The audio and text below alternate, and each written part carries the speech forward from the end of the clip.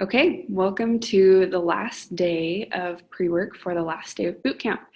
So far, we've talked a lot about language proficiency, what that looks like in a classroom, as well as starting to talk about different things that we can do in the classroom in order to have more of a proficiency approach rather than just a coverage approach when it comes to learning language. So today, for this last day, what we're going to do is talk specifically about how we can correct missionaries in a way that helps them realize their own errors and learn from their errors rather than just giving them the answer. So we've all heard the saying that if you give a man a fish, you feed him for a day, but if you teach a man to fish, you feed him for a lifetime. Eldar Bednar once said of that, saying that as gospel teachers and learners, we're in the business of teaching how to fish, not distributing fish. So one of the objectives today is to learn different strategies that you can use when you are correcting missionaries to help them realize their mistakes and learn from their mistakes and not just give them the correct answers. So to start out, I want to read a scripture that's in Doctrine and Covenants. This is found in section 78 of the Doctrine and Covenants. It's verses 17 and 18. And it says, "Verily, verily, I say unto you, ye are little children, and ye have not as yet understood how great blessings the Father hath in his own hands prepared for you. And ye cannot bear all things now. Nevertheless, be of good cheer, for I will lead you along. The kingdom is yours, and the blessings thereof are yours, and the riches of eternity are yours." I like a lot about this verse, these verses. I like that Heavenly Father is saying we can't even comprehend the blessings that He's prepared for us. One part that I also really like is where it says, "I will lead you along." That's something I want you to keep in mind as we talk about these different correction strategies, because really that's what we're doing by implementing these correction strategies, is we are leading missionaries to the right answer. And so on the Google Classroom, there should be a document there called Error Corrective Feedback. This document shows a few different ways that we can correct missionaries when they make a mistake. And we are going to be focusing on the bottom row where it has those 5 strategies for what's called guided feedback. I, as a teacher, am definitely guilty of anytime a missionary makes a mistake in the language, just automatically correcting it. It's almost like a reflex, right? But these 5 strategies will help us to know how to correct missionaries in a way that helps them arrive to the answer on their own. So what we're going to do is I have this sentence up here. It's "Yo va a servir en Mexico," which is almost correct. The correct way to say that would be "Yo voy a servir en Mexico." The translation of this sentence is "I'm going to serve in Mexico." And we're going to imagine that a missionary has said this sentence and it's almost correct. Just the only mistake they've made is they use the he, she conjugation for the verb to go rather than the I conjugation. So what I'm going to do is I'm going to go through these 5 different strategies using the same sentence so you can see how these different strategies might be applied in order to correct this missionary. Now, a couple of things to note before we jump into that. One really important thing is we always want to make sure that we're correcting missionaries on things they should know. If a missionary is trying to use, for example, a grammar tense or something that they haven't learned yet, if we're correcting them on that, that may end up making the missionary feel a little bit overwhelmed. So we want to use these strategies when missionaries are using something that we've gone over in class and that we want them to be applying, and maybe just in the moment they forget to apply it. Similarly, I think we've talked a little bit about full versus partial control in this boot camp.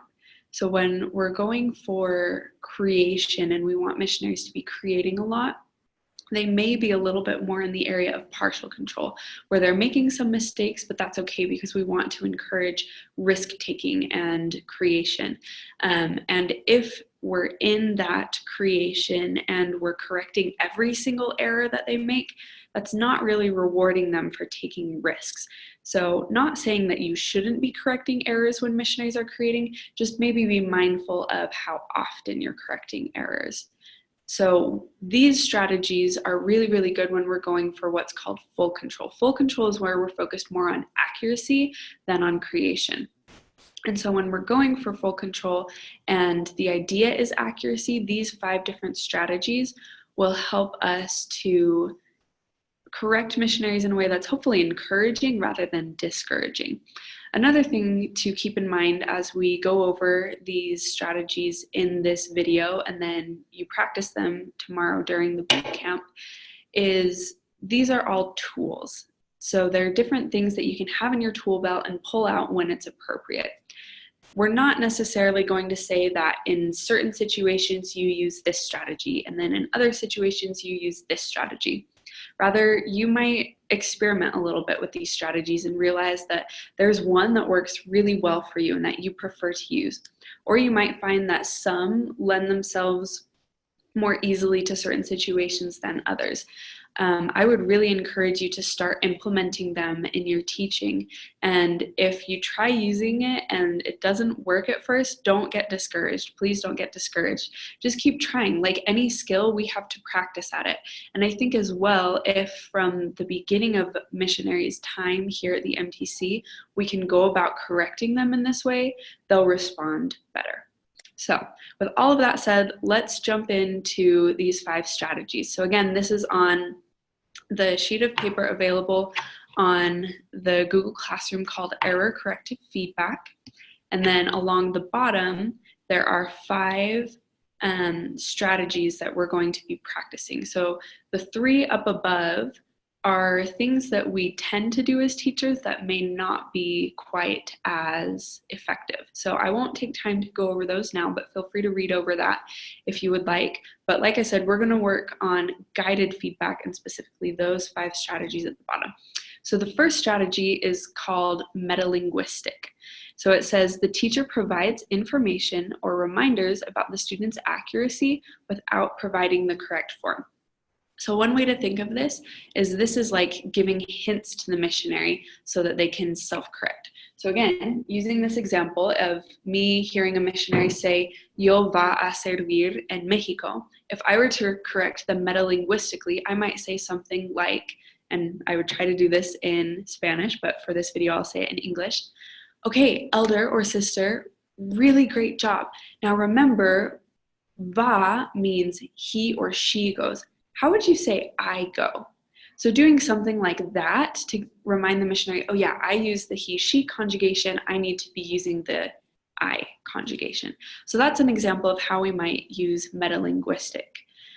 The next one is request to repeat. It says the teacher asks the student to repeat with the intent that the student will correct the error. One note with this, if you're going to use this strategy, you need to make it really obvious that you're having the missionary repeat because there was an error and not simply because you didn't understand. So that in Mexico, I could say something like, oh, muy cerca, really close, elder. Why don't you try that one more time? There was just one mistake. Let's see if you can figure out what that mistake was. And again, you would want to try and do this in the language and hopefully do it in a simple enough way that missionaries are able to understand. The next strategy is called asking questions. So it says the teacher asks a specific question about the mistake, such as, how do you say this in the language? Or what would be the correct way to say that? So similar to the other strategies, if I heard a missionary use this sentence, I might ask a question like, oh, okay, elder or sister, how do you say I go in Spanish? And then they would respond with voy, hopefully, and then I would say, okay, great, entonces, how do you say I am going to serve in Mexico? And have them repeat the whole phrase. So it's very similar to this idea of providing hints, but letting the missionary give the correct answer and then having them repeat the full phrase correctly. A lot of error correction has to do with building muscle memory. If you've ever played a sport or an instrument, you know how essential it is to build muscle memory. And if you practice something incorrectly, it then becomes encoded in your brain incorrectly. And so by having the missionary repeat the entire sentence correctly, we're helping build that muscle memory. as far as using the language correctly goes. Okay, the next strategy is called pinpointing. This is one that I think is really easy and one that I really like to use when working with missionaries. So it says, teacher points out the incorrect utterance, often by repeating and emphasizing the error. So with this sentence, if I were speaking with a missionary and they said that, I could say something like, yo va a servir, something like that, so that the missionary hears, oh, I said va, that must not be correct. And oftentimes that is enough to help the missionary realize what the mistake was. This also can work really well for something with, like in the Romance languages, where we have to have gender and number agreement. Maybe a missionary says, estamos agradecido, right, when it should be plural.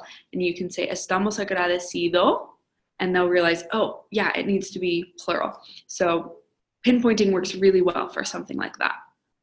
The next and last strategy is called pausing. So this says the teacher repeats the learner's utterance up to the point where they made the error, then pause so that the student can self-correct. Similar to the strategy request to repeat, we need to make it really obvious that we're pausing because there was an error. So for this example, I'm actually going to imagine that maybe there was a different error, because it may not work quite as well if I do it for va, because it's at the beginning of the sentence. So if I just go yo, the missionary might be like, why are you pausing, right?